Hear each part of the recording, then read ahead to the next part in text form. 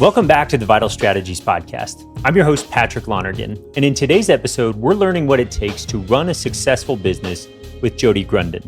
Jody runs a virtual CPA CFO practice. He built a virtual team starting in 2004. This was well before the pandemic. Jody shares his insights into the 4 key metrics for growing your business. These concepts sweep away the clutter and get you focused on what really matters to have a healthy and growing business. Stay to the end where Jody discusses what it takes to create great culture in your business. Let's dive in with Jody Grunden. Jody, I appreciate you joining us here today. I'm looking forward to digging into all things financial.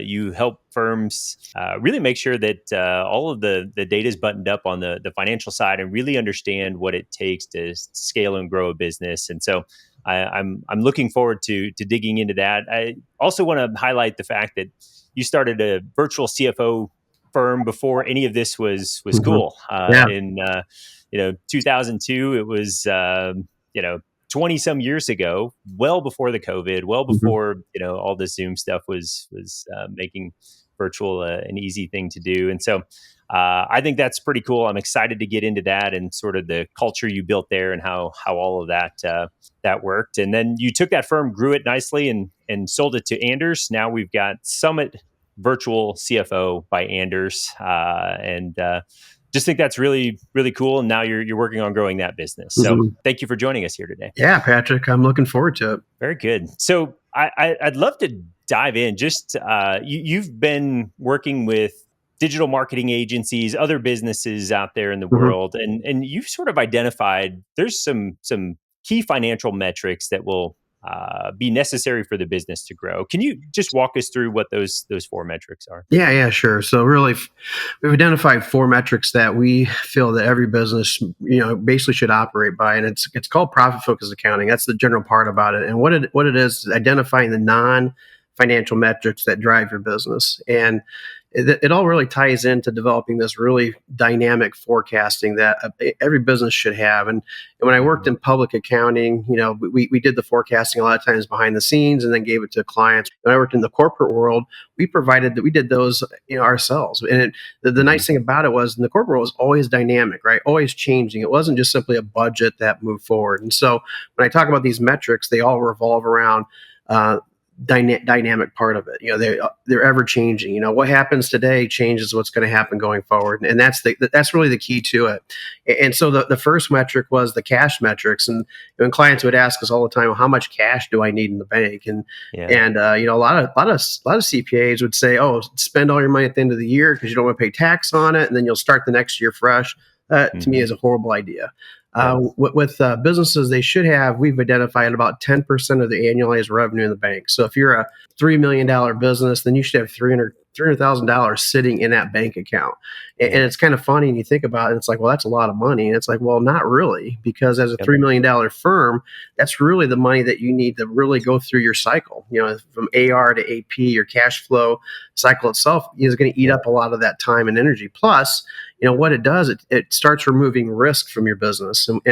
And you think, well, what do you mean by risk? And it's like, well, pandemic's the perfect example. The folks that didn't have any money in their bank, they struggled during the pandemic. Those that had money in the bank, there was opportunity to delay decision-making opportunities. Hey, I don't have to make a decision right now. I can delay that because I've got a little time to eat it up and make a really solid decision. Also, the folks that, had opportunities of new hires, folks came on the market that wasn't on the market before. Hey, maybe that great business developer you've always been looking at is available. I might tell you as an accountant, hey, it's not a good time for you profit wise, but you got some cash in the bank, so you can take that risk if you want to. That's kind of the cool part about having cash. It's that it really removes risk from your business, and so cash is the biggest thing. 10% of your annualized revenue in the bank.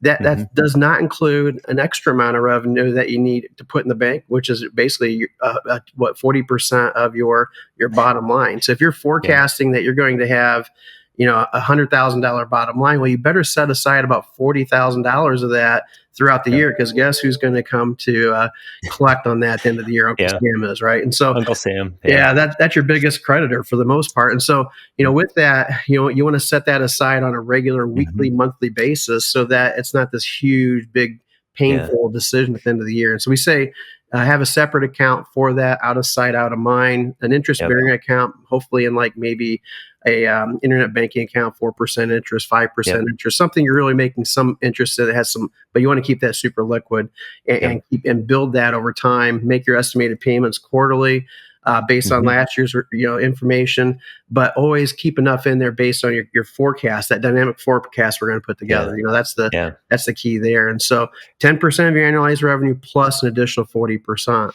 And then I always get the question also as well, what about this line of credit? How does that work? And I tell people to get as big a line of credit as you can, and you want that to be relatively where that 10%'s at. So again, if you're a $300,000 or $3 million company, get a line of credit that's about $300,000. You may not qualify for that, but get it as high as you can.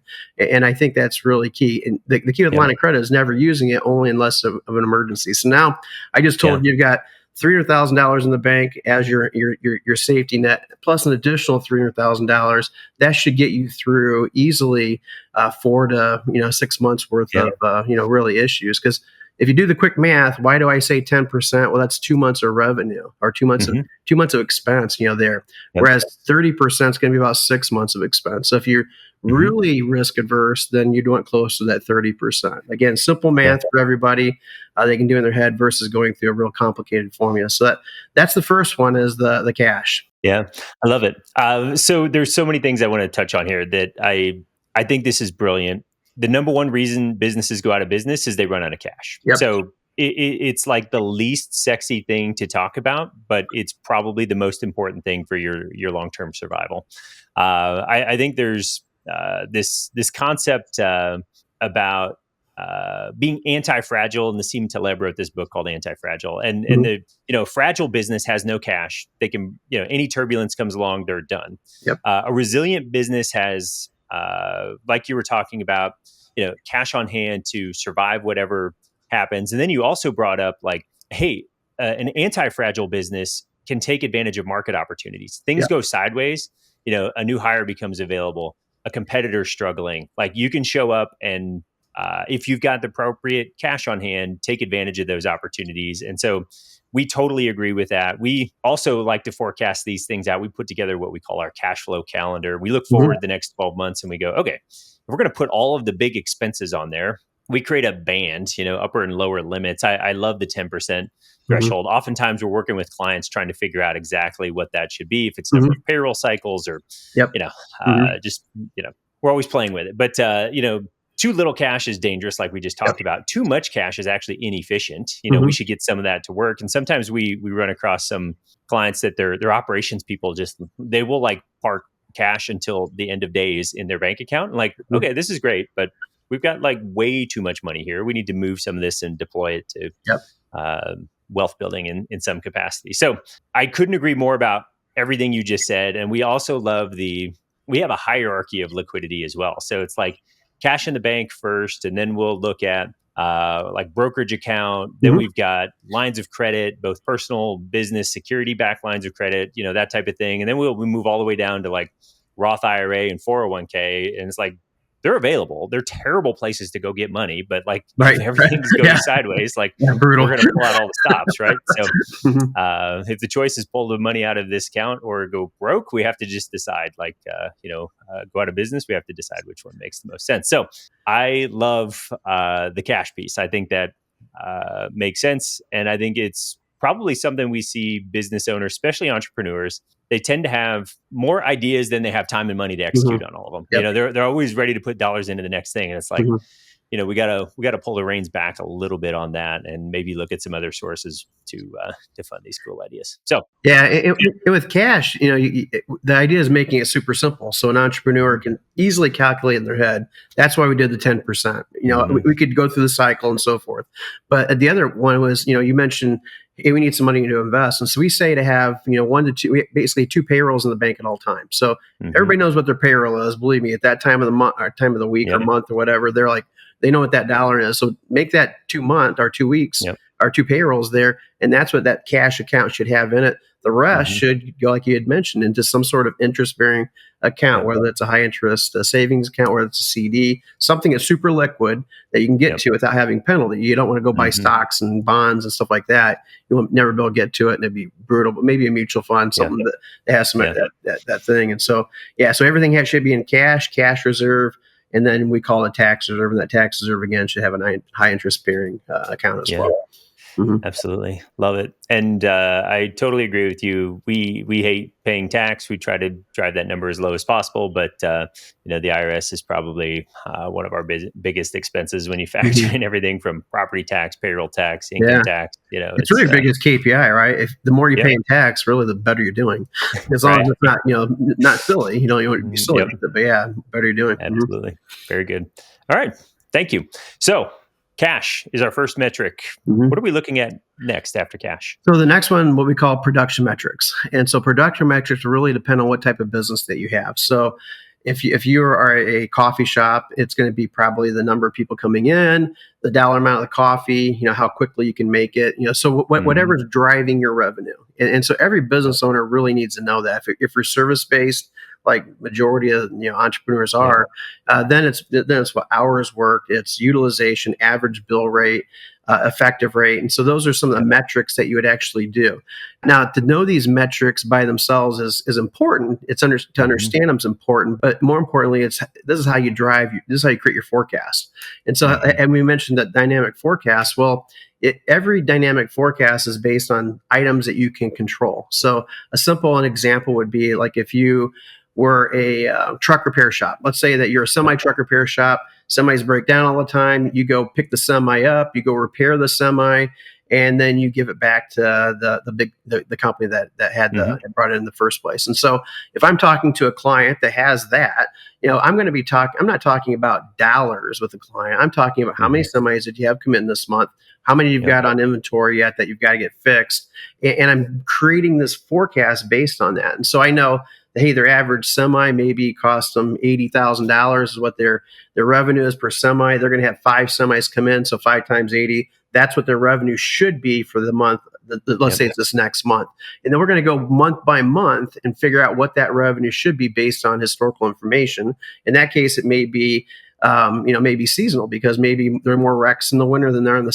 summer, that type of thing. And so we're building that forecast based on the top line revenue on whatever those metrics are. And so I say, hmm when we say profit focused accounting, that's identifying those non financial metrics. Again, Yep. utilization, average bill rate is the typical one for the majority of people, a number of employees. But in this example I just gave you is simply a truck repair shop.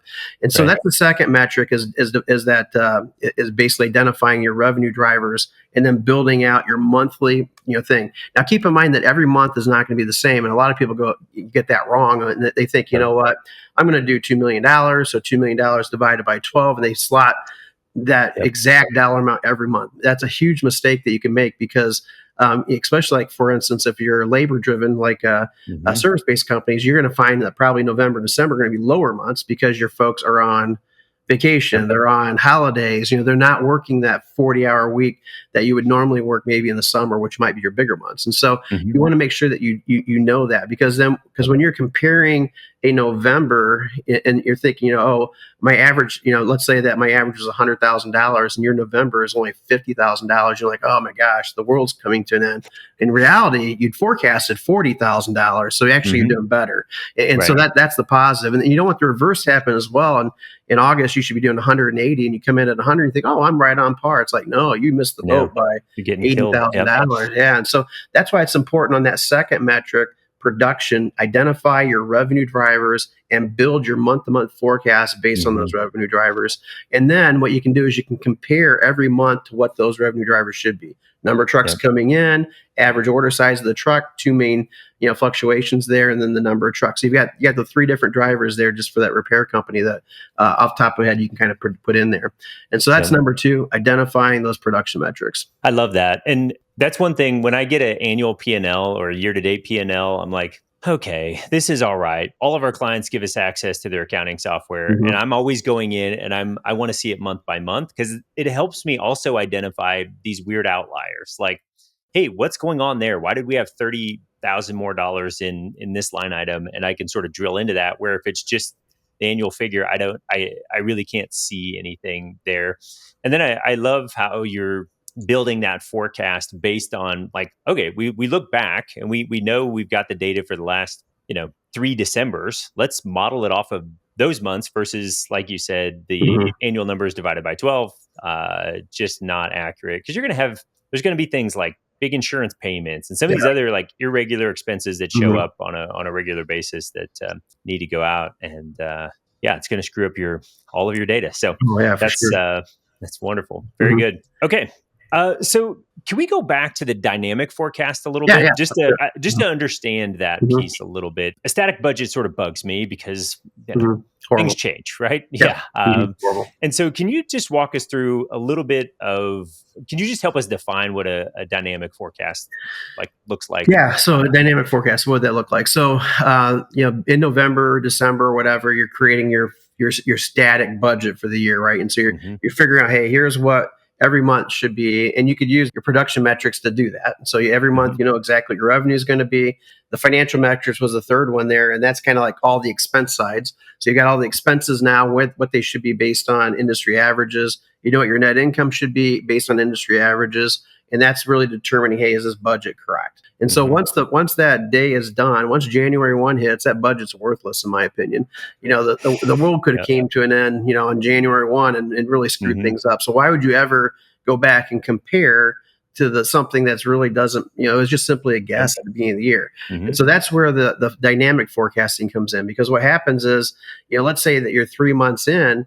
I'm gonna look at three actual months in a row, kind of like what you're saying there, Patrick, and then Hmm. I'm gonna look at my forecast going forward, from month, 4 all the way through, and how did that impact it now? So my goal might originally been $12 million in Yeah. revenue, but because I had three really bad months, now the best I could do is 9 million. Yeah. Right, because I just bombed it in those three.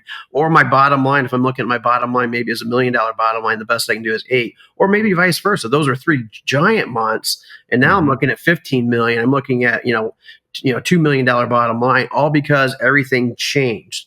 Now, Yeah. the important part of that is that if you flip it over to the balance sheet, which a lot of people forget, how did that really impact things? Okay, so in scenario one, I was borrowing my line of credit, in Hmm. November. I knew that ahead of time Yeah. because I did my forecast, and I knew that, hey, I'm going to be short on cash there.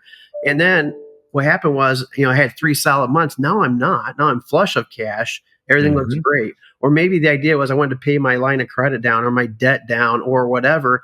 I basically go by month and show me what that should be. So I know Hmm. exactly what I'm planning, because a lot of people look at that revenue side. That's all they get fixed on. Hey, revenue and net income. But really, how does Yeah. that impact your debt side and your Yeah. asset side? That's really the important part of the dynamic forecasting, because you can really change things. It's really cool going into a client meeting in January. You're looking at it, and you're building everything out, and you're like, wow, I'm going to have my debt paid down to that. And could I Hmm. accelerate that? Absolutely. Here's how you would do it. If we're hitting our numbers, Yeah. and we're looking at that every Hmm. month, and maybe you can make an extra payment here and here and here, or maybe you can put that into maybe a fourth account and then make that lump payment at the end, just in case something goes south, Yeah. south at the end of the thing. So it's really kind of a nice conversation piece. Yeah. Plus, if we know that they're negative in January, or let's say in October, they may be like, well, I'm not cool being negative. So what do I have to do now to Yeah. impact those information? Maybe you have to sell more. Maybe you have to bring in more trucks, maybe than what we talked about, Yeah. and how am I going to do that? And so the conversation shifts to things that they can take action with Right. now to prevent something going down there. And that's what dynamic forecasting is. You just Yeah. compare your actuals to your forecast, and then you make those adjustments accordingly. Yep. I love it. And not to overuse the word dynamic, but when we look at some of our entrepreneurs that are growing and have these dynamic businesses, we Hmm. have no clue what's coming up in the next 6 months. There Right. might be an acquisition, there might be a real estate purchase because they need new office space. Like there's all of these things that just sort of end up there, and it's like, okay, we can try to shove it into the old budget, but what good is that? Like Right. let's just make sure this is a living, breathing document. Yep. Look at where we're at today and adjust moving forward. So, Yeah, because you're always looking 12 months out with a dynamic yep. forecast. It's not the calendar year. You're looking at the calendar Hmm. year for your tax situation, but you're really Yep. looking, like you had mentioned, it's the dynamic. It's always a 12-month look, and Yep. that's what it should always be. The calendar year is just there for tax purposes, and that's it. Not Yep. for running a business. Yeah. Love it. All right. So we've talked through cash, we've talked through production metrics. What's next on the list? Okay, so I hinted on the financial metrics. So financial metrics Mhm. is once you've got the production metrics, which is primarily your revenue side, and then your cost of sales side. The Mhm. people that go into the revenue. Now we're looking at our administration side. We're looking at marketing, Mhm. facility, and admin. And from there, we're looking and saying exactly like you'd mentioned, what bills are going to hit when. What conferences are we going to send the team to? Mhm. What big insurance payments going to come through? Whatever those expenses are going to come, we outline them exactly how it should be. And Yep. so maybe there's no expenses from January through March for one of your categories, and there's this giant expense in February.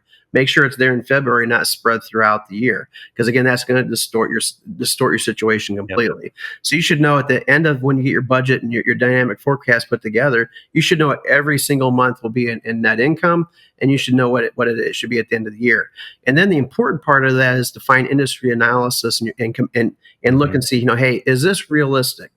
And the reason I say that is because I've had people that come up with this great vision, and you look at the bottom line; it's got this huge bottom line, Mhm. and then you look at the industry, and it's like, well, the industry only does 4%. You're projecting Right. 20% bottom line. How is that going to be possible? Yeah, And you explain it to exactly. me, you know, and, Right. and Yep. maybe they can't. So maybe we bring it down, and maybe we don't want to be the average. Maybe we want to be Mhm. a little bit more Yep. than the average, but we've got to be able to have something to compare it Yeah. against, and that's the important thing. Now, if you've done this, if you've been in business for 3 or 4 years, you're pretty steady. Well, we can compare against not the industry necessarily. We can compare against your history. Is Yep. your Yep. historical numbers pretty similar, or do you have this gigantic wish that you think you're going to hit at the end of the year? Right. And so that's where you've got to kind of normalize your information. Plus it's important to understand the different categories. What really drives your revenue? Is your marketing driving your revenue? Mhm. Is it your percentages? By doing some other campaigns, is that going to increase my revenue, or is it going to be the same? So those are the types of analysis that you do inside your financial metrics. And so Yeah. financial metrics are simply getting everything in the right bucket in the right month, and then also Mhm. comparing it to national averages so you can kind of see exactly where you fall and see if maybe you're off a little bit here and there.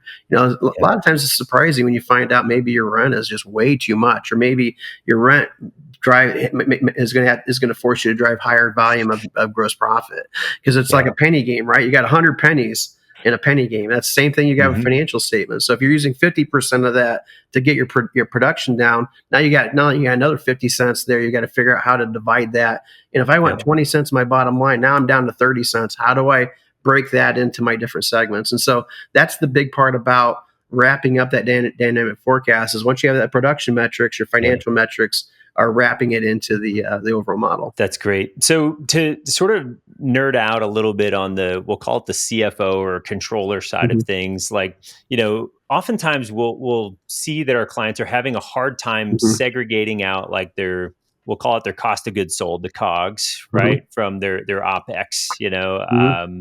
because some people might overlap, or they just have it all like lumped together Right. under, they don't have any distinction. It's just all payroll, right? Mm-hmm. And it's like, well, who's generating revenue and who's doing HR function, Right. and it seems like that sort of fits into some of Mm-hmm. this discussion here. Do you see that regularly? Do you see people with sort of messy financials and they're Oh like, yeah. I can't really tell, what's Mm-hmm. administrative and what's actually generating revenue? It's sort of lumped in there because I think what people want is they want to look at their financials and know those answers like Yeah. that, but they don't know how to get their financials in Mm-hmm. order to be able to see that data clearly. No, So that's exactly right. And I'd say the smaller the company is, a lot of times they're lumping them all down below. So you see one revenue line. If they're service mhm, based, that's really all it's up there. And then you see your OpEx, which includes mhm, everything. The important part of that is separating it completely out. If it's a mhm, production person, it needs to be above the line there. So it's mhm, revenue minus production people yep, equals your gross profit, and then you take that and you subtract out your admin people and your marketing mhm, people. So those are in different yep, buckets as well. And so a lot of times it's the owner that's maybe all three of those, right? And so yep, you can't really separate the owner in three buckets, but what you can do is you can do some behind the scenes math, back in mhm, that math, and figure out what that should be. Is an owner yep, 30% production, 30% operating, and 30% marketing? Whatever that yep, might be, you can kind of back it and separate it out. So when you're comparing yourself to another company, and yep, you see, oh, this one company's got 40% marketing and you've got nothing. Well, it's probably because your owner does majority of the marketing, and they're in the marketing and sales area in there. And so you have to make sure that when you're comparing against another company, you're breaking that out mentally. But yeah, I'd say 50% of the companies we see have it broken out already. They're already up there. The other 50% is just one line item, and we have to do the breaking out and get the books to look like it, so you can compare against other companies. I love it. Thank you. Because I think that's an important distinction. And we see it missed quite often. Like we don't know what it actually costs to produce the widget. And it's like, well, Right. we need to sort that out. So Yep. great. So you talked about industry averages as well. Mhm. Like I'm sure if I'm working with Summit, you guys are helping us because you're so broad that you've got a lot of this data sort of in house. But where would anybody go? How much of my net income should fall to or how much of my where to find revenue that should stuff. fall to the bottom line? Where do those numbers come up? So Google is a great way of doing it, but we use a product called Profit Sense, and we've been using it. We were probably one of the original. I think we were one of the original companies on it, and it gives you that information. So it gives you the information. It's live information, so it tells you, hey, here's what the last 12 months. Here's how many people, how many companies submitted their information there, so you can kind of see it. I've got 80 companies. That's good to rely on. If I only have 2. Probably can't rely on the data. So it does it by SIC code. It's really nice. And it is a paid service though. So it is something that is paid. Highly recommend that. And there's a lot of others like that out there on the market right now, but that's the one we primarily use. And then if we don't know, like I said, we Google it and just keep Googling until we find out what we want. Yeah. I love it. Very good. All right. So we've got cash metrics, we've got production metrics and financial metrics. What's our fourth? Yeah, so the fourth one of profit focus accounting would be your pipeline metrics. And so pipeline metrics, people a lot of times overlook these metrics. These are probably one of the more important ones because what you're doing is you're right sizing that dynamic forecast that you put together. And because like for instance, if we put a dynamic forecast together and we said, you know what, we're going to have $100,000 in revenue next month, and I'm just kind of hoping that's going to happen. Well, that's probably a huge mistake, right? And so the pipeline comes into play, and you have to basically calculate, hey, what do I have under contract? Is it 40% already under contract, and I need to make up 60%? And where's that 60% going to come from? And here's the bucket it's going to come from. And so that's where the pipeline metrics, and it's a really long form. I'm not going to bore you to death with it. But what you do is you go in like a salesperson, you figure out, hey, what percentage should it be? And so if I know I've got to make up a 60% gap, and I've always before only had to make up a 20% gap, well, I probably know I got to reduce my revenue. And so the idea of a pipeline is once you've actually determined how much you've got in your pipeline, getting back to the trucks, if I need 4 trucks and I only see I've got 3, well, I probably need to reduce my revenue by 1 truck. If I got 5, maybe I need to increase my revenue by 1 truck. And so what that's going to do is I'm going to go into the next 3 months and make that adjustment. So I only look 3 months out. Never look beyond that because again, a forecast gets really fuzzy after 3 months. But I'm always looking at that 3 months and I'm saying, hey, what do I need to adjust? I was planning on hitting 100,000 next month. Looks like I'm going to do it. Not going to make an adjustment there. The following month, it looks like I'm right at about 80%. I'll make that up because I always make up 20%. No adjustment needed there. The third month, well, it's a 60% or maybe it's 20%. And and at that point, I only make up 60% while I'm short. So I'll reduce that third month down. And why do I do that? It's because I don't want to give my false sense of security that I'm going to do better or worse than what I'm truly going to do. Because I'm making all these really strategic decisions based on that forecast. And so I want that forecast to be as accurate as possible. And that's why the pipeline metric is super important to do on a regular basis every single month. So you're making adjustments to your dynamic forecast. Now, that doesn't mean that you're not going to exceed or fall short. That just means that you're trying to predict what's going to happen. And the best prediction is knowing what that pipeline has under contract as well as what's out there to be serviced yet. This is fantastic. The lifeblood of every business is revenue, and that revenue comes from a pipeline of potential paying clients. And so it's like knowing where those things are. If businesses really look closely at this, they can get really good at this, and they can find those leading indicators. Hey, we know if we go to 3 conferences and make the right connections, the pipeline's full. If we make this many sales calls, the pipeline's full. It's like, okay, cool. Now we can sort of work our way backwards and figure out what are those key levers that we can pull on the front end, just from an activity perspective that are, we know we're going to close, pick a number, 30% of every prospect that comes in the mix. We just got to get that many prospects going, and we can almost, have a very good idea of what our pipeline is going to look like. But I think so many people are operating blind, or they're reactive in the context of like, crap, we don't have enough revenue coming in. They go do a bunch of things, and Right. that's no fun for the operating team either, because they're like, Yeah. geez, Or they're just guessing. They're just hoping. They're just yeah, waiting for it to come in, and it's not showing up, and they're wondering why. Yeah, it's better to be proactive than reactive, and especially with your yep. pipeline. Yeah, I love it. Fantastic. So just to recap, we've got our cash metrics, our production metrics, our financial metrics, and our pipeline metrics. That's it. Sounds like a winning combination to me. Mm-hmm. So wonderful. So I thought we could talk a little bit about, like, I am very interested in the fact that you've built a virtual company. Mm-hmm. I'm going to share a little bit of my experience, and then Yeah. I'd love to hear yours. So Yeah. our team is virtual. We've been virtual for the last 5 years, and it's worked out well. And what it's allowed us to do is get hyper focused on the niche we want to be in, because we can go find the talent that's really good at this. We can go find the client that wants this service that we provide. It works out nicely. Mm-hmm. So can you tell us a little bit about how you decided to get started with a distributed workforce in 2002, and just how that evolved over time? Yeah, for sure.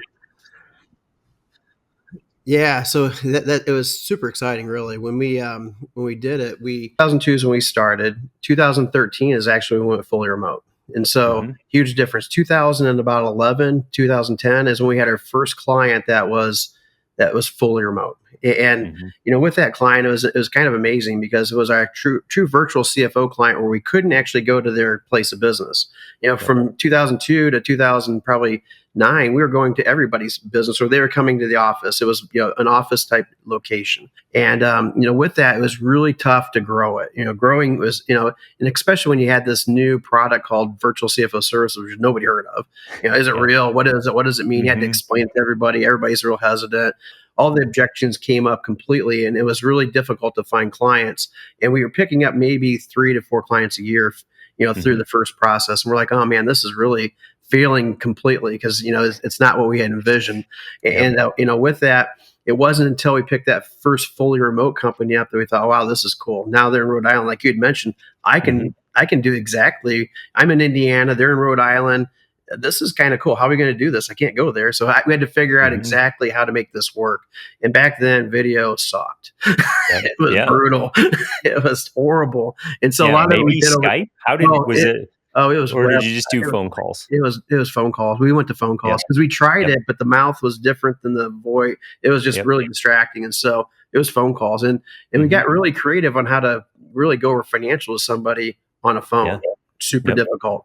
And, but we got good at it. And then once the video started picking up, then I was like, well, this is a lot easier. And, with that, we kind of found our first niche client, because that first niche client was a marketing agency out of Rhode Island. And it's like, well, we're hitting it off. They're like, hey, and they started referring other marketing agencies to us. Soon we had like about 10 of these companies. And we're like, this is great. And then we really started focusing our marketing towards those companies to really develop that niche. And so we still did other companies, but our marketing money was going towards those agencies, which is really important. If you're to decide a niche, don't just like throw everything up and hope your people come, because that could put you out of business pretty quickly. So, that was the big thing there. And then once we learned from this, because this company was one of the first 25 companies in the world to go remote. So they were very young. And they had 65 folks on their team, and they were spread out not only in the United States, but they were in Canada, they were in United Kingdom, they were all over the place. And with that, it was pretty cool, because we were learning from them on how they did it, because they had such a strong culture.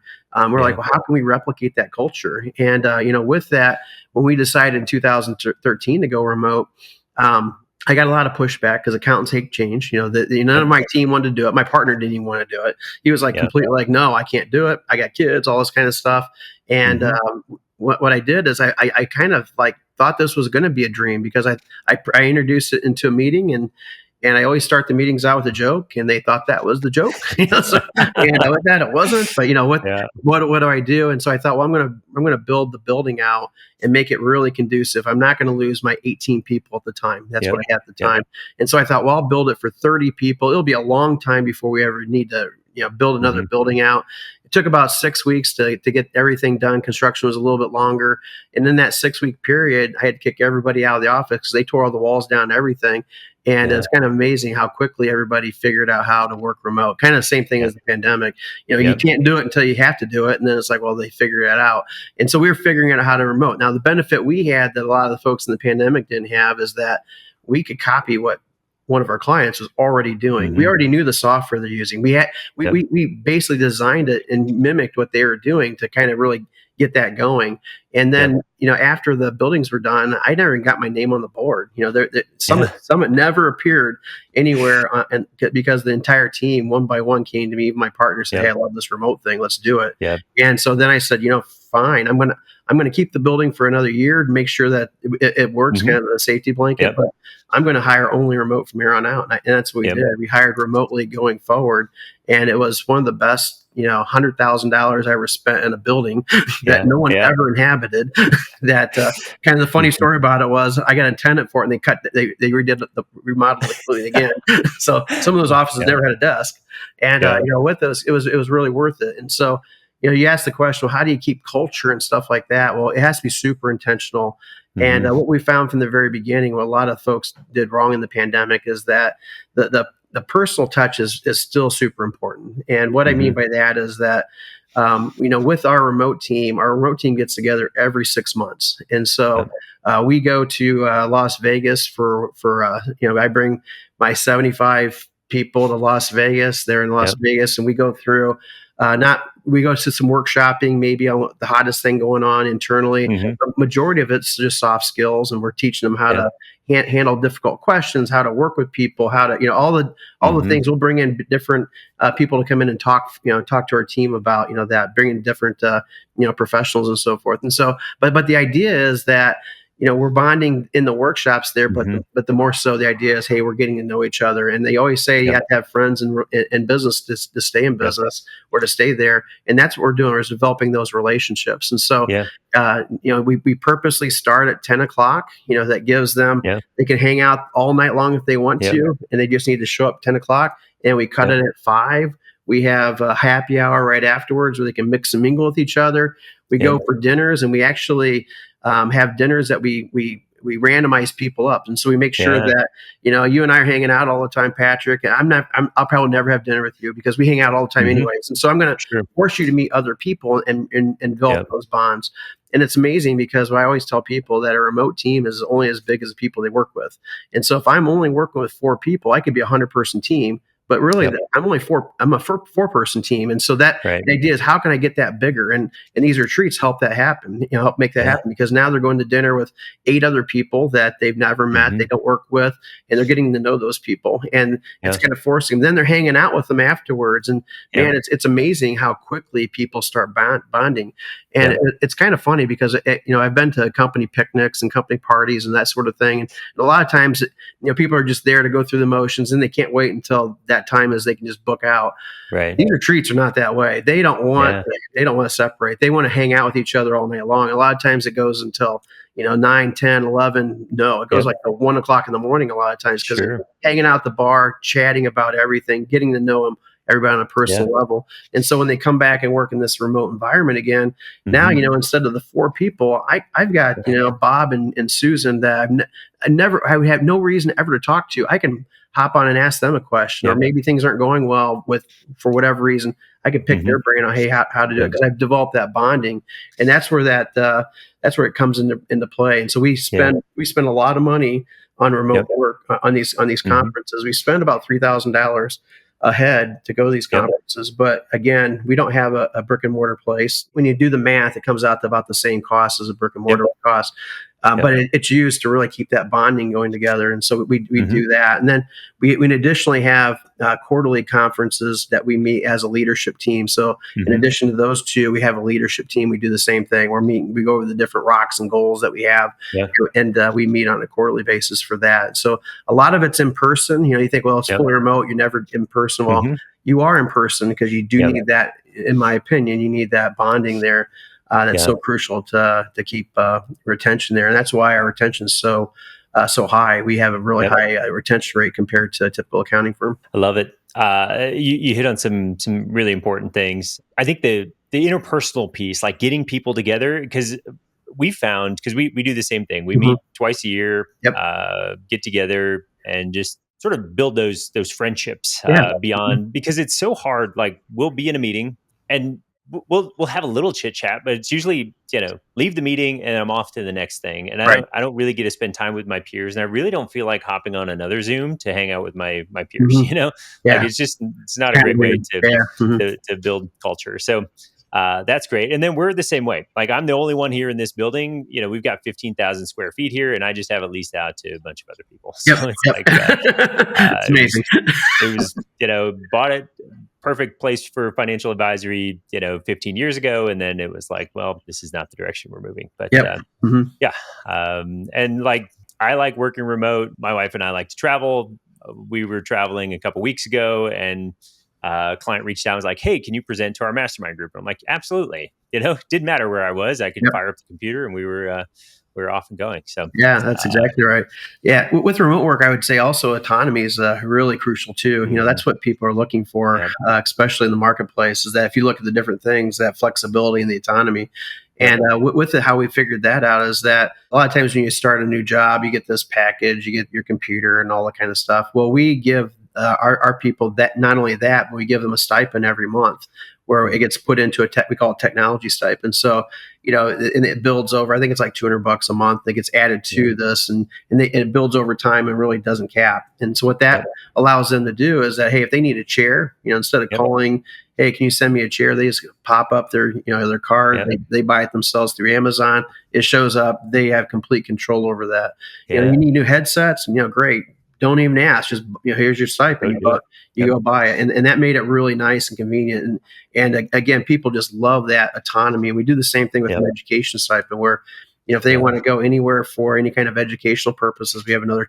I think it's $200 a month that yep, gets put onto that, where they can, maybe 3 or 4 of them want to go to this conference in hmm, San Francisco. Instead of getting approval for it, you have the availability in your yep, education stipend to do it. Yeah, and then they can use part of that for their hotel and part of that for their transportation. It makes it really yep, nice. And so again, it gives that autonomy, which I think people just love to have. So you yep, get the autonomy in the way that you work. Your work is hmm, work from anywhere, and yep, like you'd mentioned, you don't have to be at home. You can work from anywhere. yep, I've had many many meetings at ballparks and hmm, inside of ice rinks. My kids played right, hockey.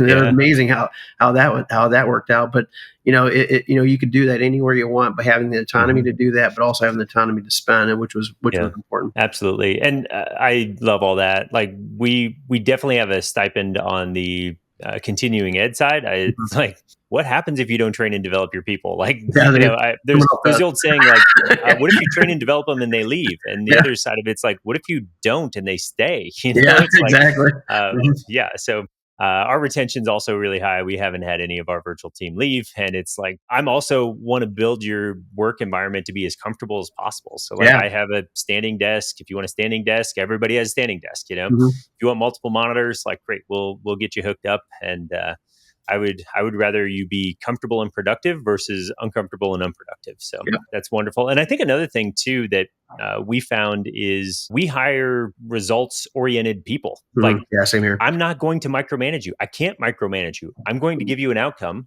I'm going to give you a track to run on how to get Mhm. that outcome, and then Yep. I don't care how you get it done. Mhm. Now I have no interest in like burning people out. Right. Working crazy amount of hours. And we're spread across all the time zones too. So Mhm. we've got Same East here. Coast to Pacific Mhm. time, and it's like if you like getting up at 5 a.m., get your work done. So when your kids are home from school, you're done. Like fantastic, Mhm. totally fine with me. I'm Yep. I'm all for that. So Mhm. we just have obviously clients that need you to show up to meetings, but other than that, you can get your work done Yep. regardless of We do the what the same schedule thing. looks like. So Yeah, exact same thing. Yeah, and the idea is really not to burn people out. It's to give them the flexibility to manage their mhm, schedule. And we yep, we like to tell people, like, if you got to pick your kids up at 3, that's yep, cool. Come back at 4, and you can hmm, work as late as you want. If you need to yep, take a break because you've got a PTA thing, hmm, you can work at night and get it done. We hmm, don't care. It doesn't make yep, any difference. We're deadline driven, and just like you had right, mentioned, if I've yep, got a meeting with a client on Thursday, I need to have that product by Tuesday to review it. hmm, You better have that product to me by Tuesday. yep, And it better be absolutely, good quality. I don't yeah, I don't look at your hours throughout the week to determine if you're there. Or I don't care when you clock in and clock out. It's just a matter, hey, I just need to have things done timely. I love it.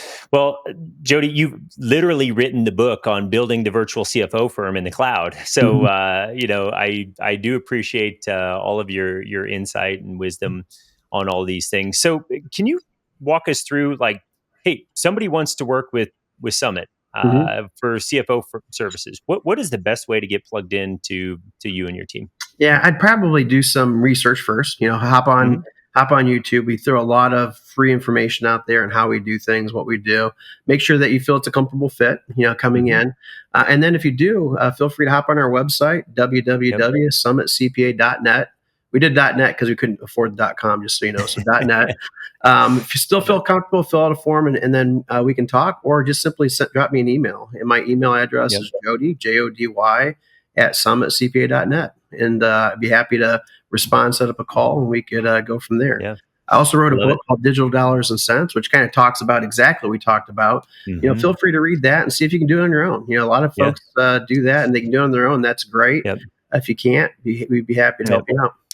Yeah. And we're big believers in finding who's in our lives, not additional hows, especially entrepreneurs. Like I'm certainly capable of figuring out how to do it. I just don't have the time or energy to do it. Right. So it's like, if you really want your business to grow and scale, please stop doing your bookkeeping almost immediately. Find somebody that's capable of handling that and hand it off. So, Jody, we've talked a little bit about, you've worked with a number of digital marketing agencies. Who's an ideal client for you? Yeah, for us, ideal clients, typically one that it's either a fast growing startup where they're highly capitalized, or it's somebody that's met that $1.5 to $2 million mark on the minimum side. And I would say our biggest clients, are as high as $100 million. We don't have many of those, and usually those clients are $5 and $10 million when they start with us, and we've grown it to that. But I would say our average clients between $5 to $7 million and something like that. Mostly service-based companies of some sort, franchises, that sort of thing. Wonderful. All right. This has been great. Jody, anything else we need to add to this discussion about financial management, virtual culture? Any other nuggets before we wrap up? I'd say the biggest thing is that, my father is the type of person that, my father-in-law is the type of person that had this McDonald's on the corner that he was talking about for the longest time. He'd talk about how he's putting McDonald's up there, how he was going to do all this, and what happened was the McDonald's finally went up, but guess what? It wasn't him that put it up. And we have a lot of people that go through our course because we teach other CPA firms how to provide CFO services. We have a lot of people that go through the course and they think, wow, this is great. They're learning all this great information. They're on every phone call. They're going through and asking tons of questions. Then they never pull the trigger. I would say pulling the trigger is the biggest part of it. You got to pull the trigger. And that's going to get you, it's going to get you places. We never would have went virtual had we not pulled that trigger to do it. And that's what we have to do is you've got these great ideas, go out and do it. And if you need extra time to do it, you need to offshore the bookkeeping or whatever, that's when you hire somebody like us or Patrick on the finance side to actually do that job. And that's the important thing is just, be ready to actually do it. Yeah. I love that. I had a mentor once tell me that our business would grow at the rate at which we made decisions. And it's like, it's absolutely right. You're going to screw most of them up, 100%. But you're going to make another decision and it's going to get better. And so it's this constant evolution. You're making fine-tuning adjustments versus waiting for everything to be perfect. And I appreciate you saying that because we see, and I've seen, in my entrepreneurial career, I'll go to conferences and seminars and I'll meet the same people and they're just about to get started. And then I'll come back next year and they're still just about to get started. And it's like, they're entertained by the idea of being an entrepreneur. They're entertained by paying tens of thousands of dollars to show up at these conferences, but not actually do anything. They think the idea is really cute, but that's the distinction is like, can you go out there, take action? And it's hard. It's being an entrepreneur is hard, but just fail yourself forward. So I love it. Wonderful. That was great. Thank you so much, Jody. I appreciate your time and energy. We will have all of your contact information and links to resources in the show notes. So if anybody wants to check those out, they'll be able to find them there. Sounds great. This has been a lot of fun. Thank you for listening to the Vital Strategies podcast. As we are getting our year-end tax planning strategies implemented for our clients, we wanted to give you the tools that you need to save big money on tax this year. To get access to the tools to help create a tax strategy, go to vitalstrategies.com/cornerstones. If you're one of the first 100 people to register, we will give you free access to these tools that our clients have paid us tens of thousands of dollars for. These tools are designed to help you pay less tax so you can build more wealth and live a great life. Again, that website is vitalstrategies.com/cornerstones. I want to remind you to rate and review the Vital Strategies podcast on your favorite platform. Your feedback helps us toward our goal of saving our clients and listeners over $1 billion in taxes. These dollars are better used in your hands versus the government bureaucracy. Thank you for listening and for being a vital entrepreneur. You're vital because you're the backbone of our economy, creating opportunities for your employees and driving growth. You're vital to your family, fostering abundance not only financially, but in all aspects of life that matter. Finally, you're vital to me because you strive to build wealth, make an impact for your business, and live a great life.